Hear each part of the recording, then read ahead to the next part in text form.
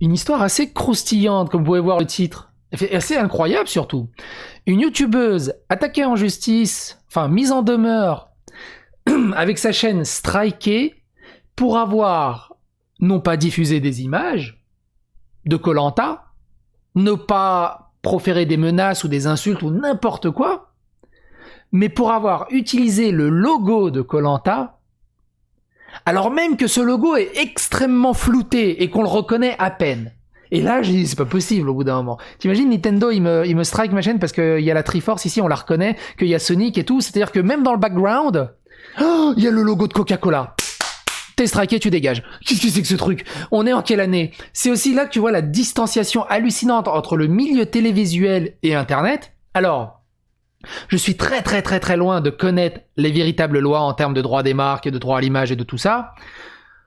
Donc c'est pour ça aussi que j'attends aussi vos avis dans les commentaires, savoir est-ce que le strike est mérité, est-ce qu'il y a vraiment un effet de zèle, est-ce qu'il y a un abus de zèle plutôt, mais surtout, est-ce qu'on marche pas sur la tête au bout d'un moment? Parce que même s'il y a une loi, peut-être pas la peine d'aller aussi loin pour des broutilles pareils, parce que c'est surtout ça. Mais du coup, comme je l'ai déjà dit, moi je connais très peu la loi de ce côté-là, donc je vais vous donner mon avis, mon opinion, en fonction de mes standards et de mon éthique à moi, ce qui me paraît juste.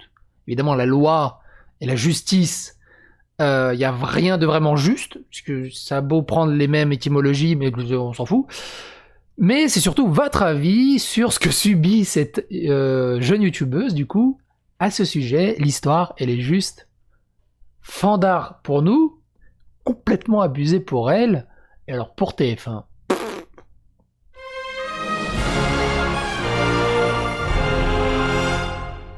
Donc c'est le témoignage de Felony, et deuxième effet qui se coule, qui m'a fait rigoler, m'a fait rire jaune, c'est une chaîne de 2800 abonnés. TF1, une chaîne de 2800 abonnés. Et apparemment, ils l'ont en travers de la gorge. Alors, on va s'écouter comme d'habitude, sous forme de vidéoscopie, quelques extraits de son témoignage, qu'on va rebondir dessus, et puis on va broder autour. Donc, asseyez-vous, la vidéo est pas très longue. Déjà, on va comprendre le contexte. Alors évidemment, comme je dis toujours, pour comprendre l'intégralité du contexte, allez voir l'intégralité de la vidéo, parce que ça évite, moi je peux pas regarder toute la vidéo, sinon la vidéo durerait trop longtemps. D'abord, le contexte. Et j'ai relevé ce qui était pertinent. Alors, des fois, ça peut être pertinent, pas pertinent pour les autres, mais c'est ce que moi j'ai estimé pertinent. D'abord, je disais le contexte de pourquoi elle a contacté TF1 pour demander une interview. Vous connaissez tous, m'avait donné le contact de cette personne, en fait, dans l'espoir de préparer une interview avec Alexandra. Voilà, mon but c'était de prévoir une interview avec elle, donc que je pose les questions, bien sûr en distanciel, et qu'elle y réponde en vidéo, et que voilà, bref. J'avais passé au moins une bonne heure à faire mes questions, à faire les plus pertinentes possibles. Bref, j'avais envoyé mes questions. Faut savoir que l'interview, je l'ai faite en totale partie pour vous, en fait, parce que, bah voilà, je sais que ça vous aurait fait plaisir, en fait. Bon, le blabla plaisir avec sa communauté, c'est totalement compréhensible, mais on n'est pas dans le propos. À 1h40, survient justement le problème. En fait, communiquer mes questions à Alexandra, qu'elle y répondra en vidéo, mais que par contre, il y avait un gros problème dans mes vidéos, et que ce problème, en fait, venait de la miniature. Alors, là, c'est le moment où il faut s'accrocher. C'est le moment du pourquoi, du comment, de pourquoi, justement, la production de TF1 me poursuit en justice. Le problème, en fait, vient donc de mes miniatures. Je vais vous en mettre, du coup, une juste... Un extrait de ses miniatures. Donc on peut aller sur sa chaîne, hein, tout simplement. Sur sa chaîne, dans sa playlist dédiée à koh, voilà, alors vous voyez mal, voilà ses miniatures. Déception, koh, Bertrand Kamal. Alors koh, j'ai dû regarder les 2 premières saisons, donc je peux rien vous dire sur koh. Grosso merdo, voilà sa miniature. Voilà sa morphologie de miniature, son template de miniature. Le logo de l'émission derrière, en extrêmement flouté, le gros texte sur ce qui se passe et une petite tête rigolote. C'est les standards des miniatures actuelles. Limite, tu fais pas gaffe, t'arrives même pas à savoir que c'est le logo de koh qui est derrière, tellement c'est mal foutu. Moi, alors, elle est hyper fan de koh, donc elle fait une émission autour de koh avec des résumés de ce qui se passe. Même moi, si j'avais voulu parler de koh, bah, j'aurais mis le logo entier sur la miniature. Je vois pas où est le problème. quelque part. Je vois vraiment pas où est le problème. Et au-delà de ça, comme on va le voir après, c'est juste un facecam sans cut. Je sais pas s'il y a des cuts, mais sans montage. Il y a même pas d'insert d'image de l'émission ou d'extrait vidéo de l'émission. Il y a que cette putain de miniature. C'est tout.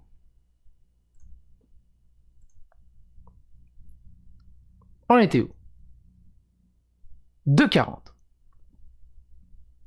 Parce que mine de rien, TF1 Grand Prince, il lui faut une proposition pour pouvoir collaborer ensemble. Attention à la proposition. Pas là en fait. J'en ai parlé à plusieurs personnes, à plusieurs youtubeurs même, qui m'ont dit mais écoute, moi j'avais même pas remarqué en fait que t'avais mis ce logo là en arrière-plan. Donc c'est quand même pour vous dire à quel point ça va loin. Donc à ce moment-là, ils m'ont dit écoute, on veut bien collaborer avec toi, mais seulement si tu supprimes toutes tes vidéos, que t'enlèves toutes les miniatures où il y a ce logo qui apparaît. Donc moi j'étais en mode bah non en fait, j'ai pas supprimé mes vidéos juste parce qu'il y a le logo qui apparaît, ça va pas la tête ou quoi. Donc évidemment j'ai répondu de manière tout à fait cordiale et polie en leur disant que bah non, je pouvais pas faire ça, enfin c'était des heures et des heures de montage, les miniatures je les fais pas en 10 minutes, hein. Je passe beaucoup de temps dessus également, donc je pouvais pas tout changer, même dans tous les cas je pouvais pas tout changer parce qu'en fait, comment dire, il y avait déjà ma tête et le texte, en fait je peux pas juste refaire une autre miniature, ça me prendrait trop de temps en plus. Il y avait combien? On est à 10 épisodes là? Ça veut dire qu'il faut que je refasse 10 miniatures, bref, j'ai pas le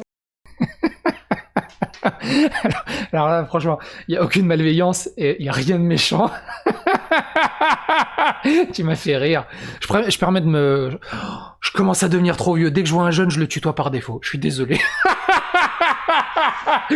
Ça m'a fait rire en fait. Pourquoi? Parce que tu dis qu'il y a trop de taf, il y a 10 miniatures. Wouh! Alors, bon, t'es une toute petite chaîne de 2000 abonnés. Si tu fais ça sur ton temps libre, c'est compréhensible. Moi, je suis une grosse chaîne qui suit sur YouTube depuis 2006. J'ai plus de 3500 vidéos.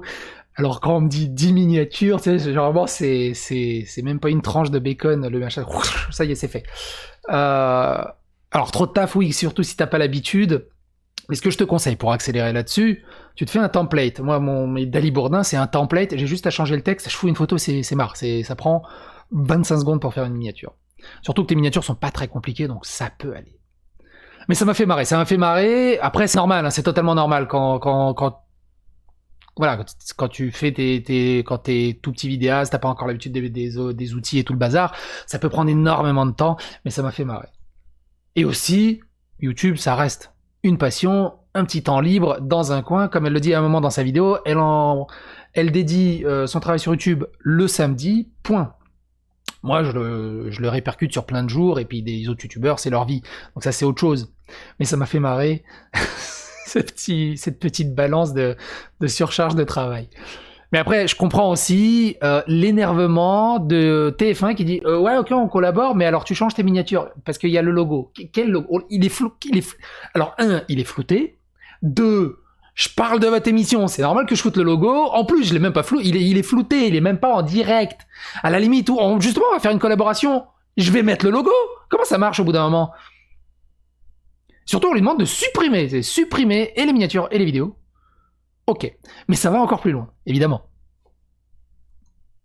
temps de faire ça honnêtement, j'ai plein d'autres choses à faire donc Et là, s'en est suivi d'une longue lignée de mails, je crois que j'ai dû échanger au moins 5-6 fois avec plusieurs personnes différentes. J'ai eu le directeur général, j'ai eu la responsable de communication, ensuite j'ai eu la responsable des contenus médias, j'ai parlé avec beaucoup de personnes. Pour une chaîne, n'y voit rien de péjoratif, hein, c'est normal, hein, on compare les échelles de valeur, autant de monde et autant de barda pour une chaîne de 2800 abonnés, pour une chaîne qui génère 18, vous le voyez pas, pour une chaîne qui génère 18 000 vues.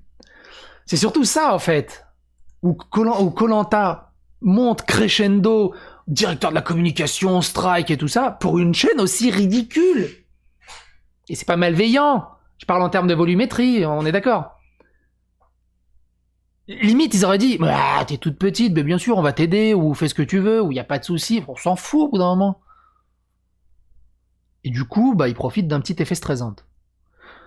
La dernière fois que j'ai parlé d'effet stressant, je ferai une parenthèse. La dernière fois que j'ai parlé d'effet stressant, je me suis fait engueuler. Ouais, gros, on n'est pas tous la science infuse. Moi, je sais pas ce que c'est une effet stressant. Arrête de te la péter avec tes mots compliqués. Alors, du coup, l'effet stressant, c'est un truc qui date des années 70-80 avec la chanteuse Barbara Streisand. À l'époque, il n'y avait pas Internet. Je sais plus dans quel contexte c'était, il y avait un journaliste qui s'est promené en hélicoptère et qui a filmé et qui a photographié des maisons côtières de je sais plus quelle plage en Floride, en Californie, on s'en fout, c'est le concept. Pour dire, t'as vu comment elles sont jolies nos maisons. Point. Barbara Streisand reconnaît sa maison à la une de ce magazine.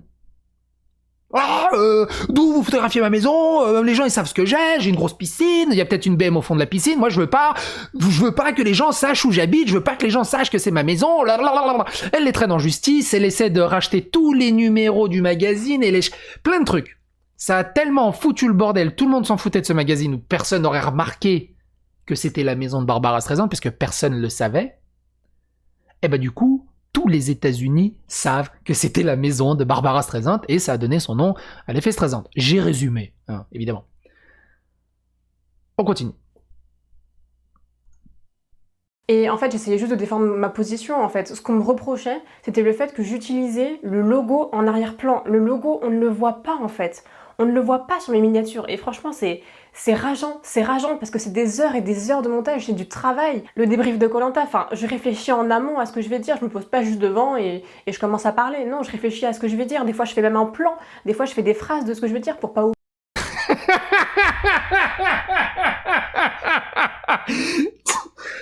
Je suis désolé. Le prend vraiment pas mal, mais c'est le... Oh, pardon sur le freeze frame.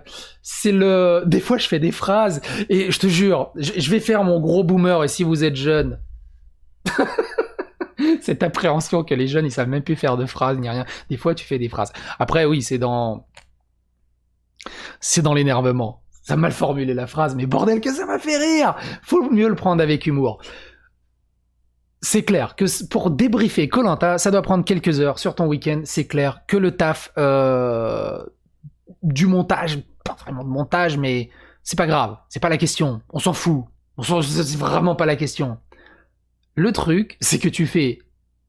Enfin, cette youtubeuse fait une vidéo avec zéro contenu, enfin je veux dire zéro contenu copyrighté dedans, c'est qu'une face cam comme ça, sans aucun montage, sans rien.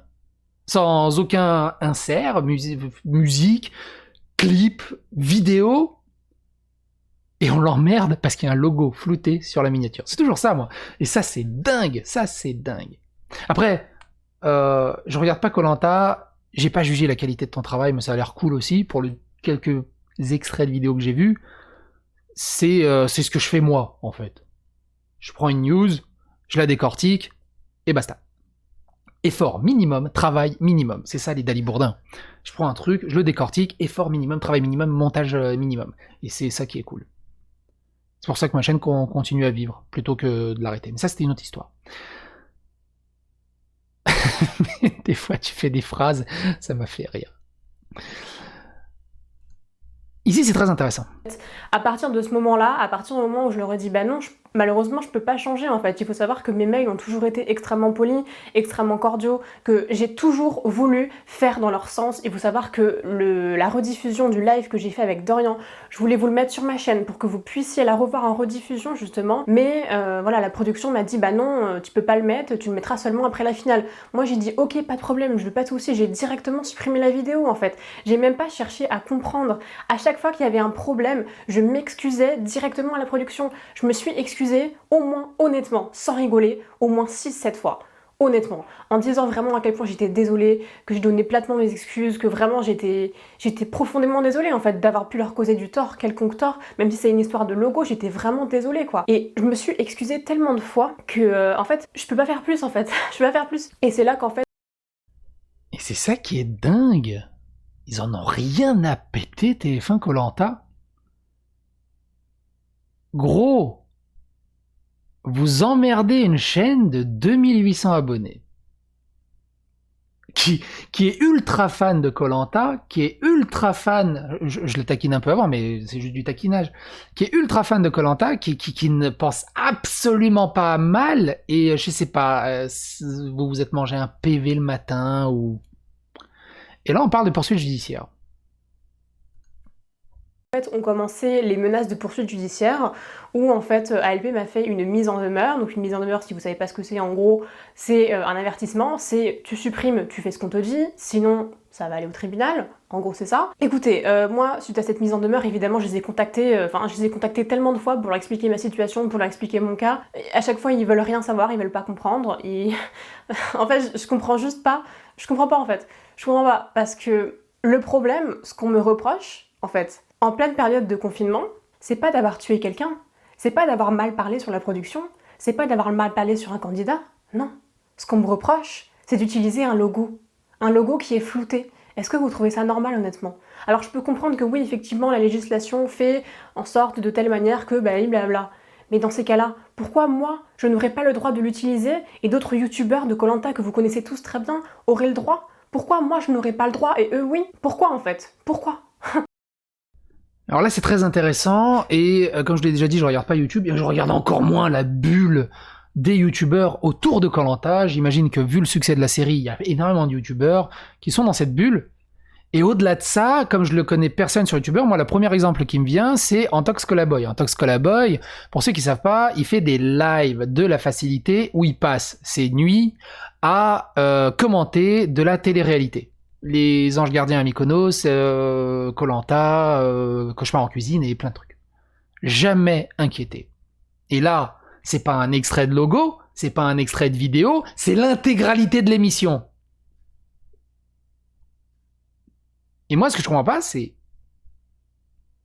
Encore une fois, j'ai cette image de TF1, Koh-Lanta, petite chaîne de 2800 abonnés. Oh, on va la foutre en justice. Elle a pas le droit d'utiliser notre logo flouté, mais elle se prend pour qui? J'ai qu'une chose à dire, c'est ça. Je me suis trompé de bouton. Autant pour moi, quoi. C'est celui-là.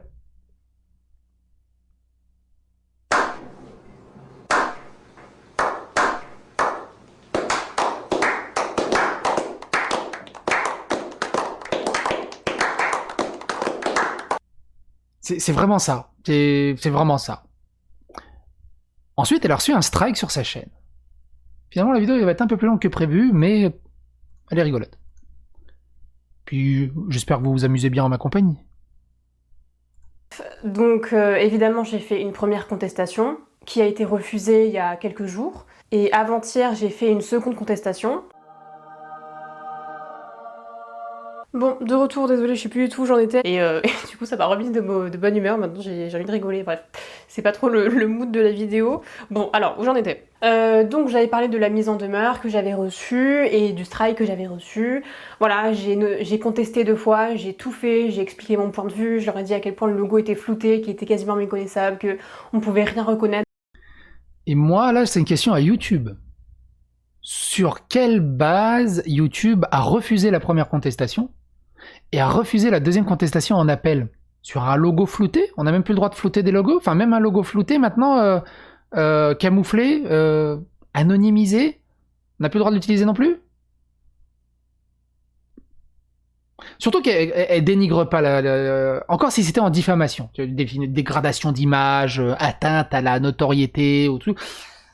Même pas. Elle fait que débriefer koh, c'est une fan qui débriefe koh. Un truc intéressant à 8h30, ici. Parce que j'avais tellement bien expliqué mon truc que là, je peux pas en fait, je peux pas faire plus. Donc la situation avec koh, c'est ça. Évidemment, pour mes prochains débriefs, je vais essayer de ne plus utiliser les miniatures. D'ailleurs, je vous remercie parce que j'ai reçu plusieurs miniatures de certains d'entre vous, plusieurs fonds à mettre dans les miniatures, donc merci beaucoup par rapport à ça, c'était super gentil. Mais voilà, donc bah je vais tout simplement, je vais voir pour essayer de retravailler mes miniatures, les anciennes, mais honnêtement ça va être difficile parce qu'il y en avait 10, du coup il faut que j'en retravaille 10. J'ai pas forcément que ça à faire quoi. Donc bon, de toute façon, toutes les prochaines n'auront plus le fameux logo koh, n'auront plus l'arrière-plan, bref, on verra plus rien quoi. Donc voilà, donc qu'est-ce que j'ai à vous dire en fait par rapport à ça? Ben, je suis évidemment en colère, je suis dégoûtée. Elle annonce également aussi un peu plus loin qu'elle ouvre une chaîne secondaire par peur de se faire striker, parce que je vous rappelle, hein, si vous mangez 3 strikes, votre chaîne est effacée.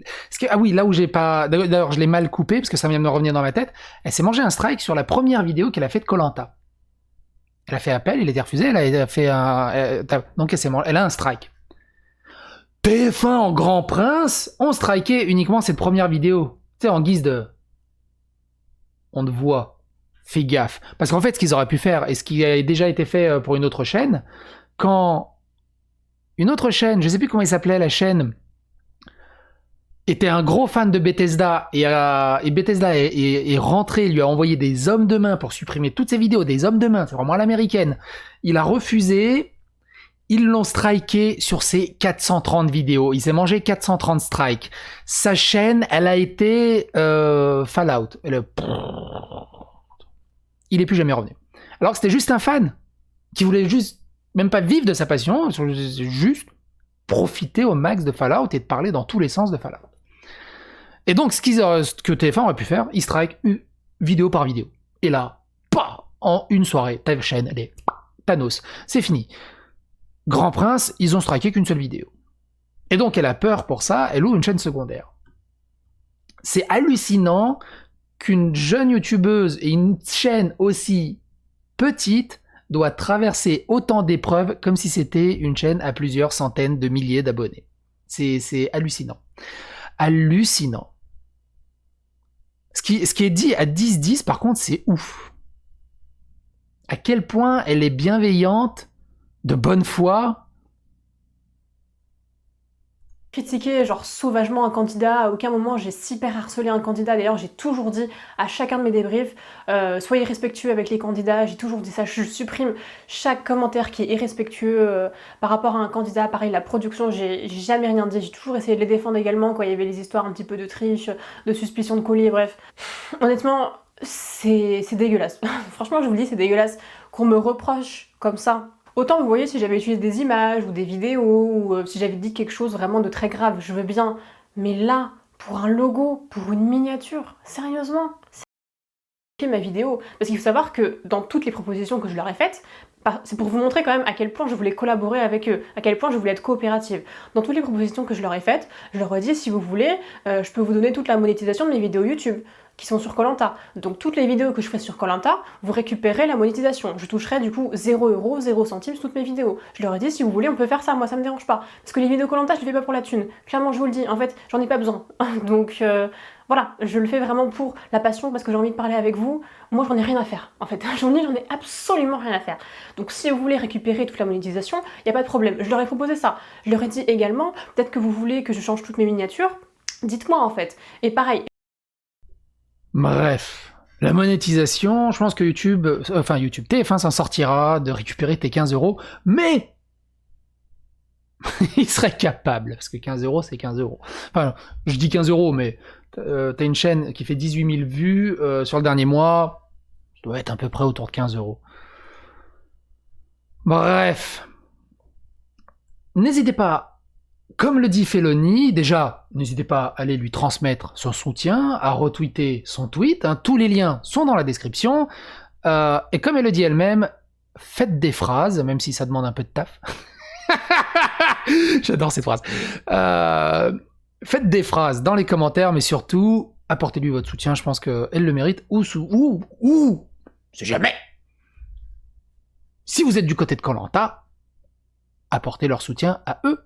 Ah oui, c'est possible, hein. Il y en a sûrement un ou deux qui est de côté de Koh-Lanta. Tout ce que je retiens, la vidéo était diablement longue, on a beaucoup tergiversé, elle aurait pu être beaucoup plus courte, mais bordel de merde, j'aimerais bien comprendre ce qu'il y avait dans la tête des gens du côté de TF1 pour autant d'acharnement sur une aussi petite chaîne. Courage à toi Felony, courage à vous dans les commentaires, n'hésitez pas à partager ça autour de vous, liker et disliker, commenter, partager, et on verra si je me mange un strike. Parce que oui, évidemment, je vais mettre le logo de Koh-Lanta en miniature. Non flouté. Je suis prêt.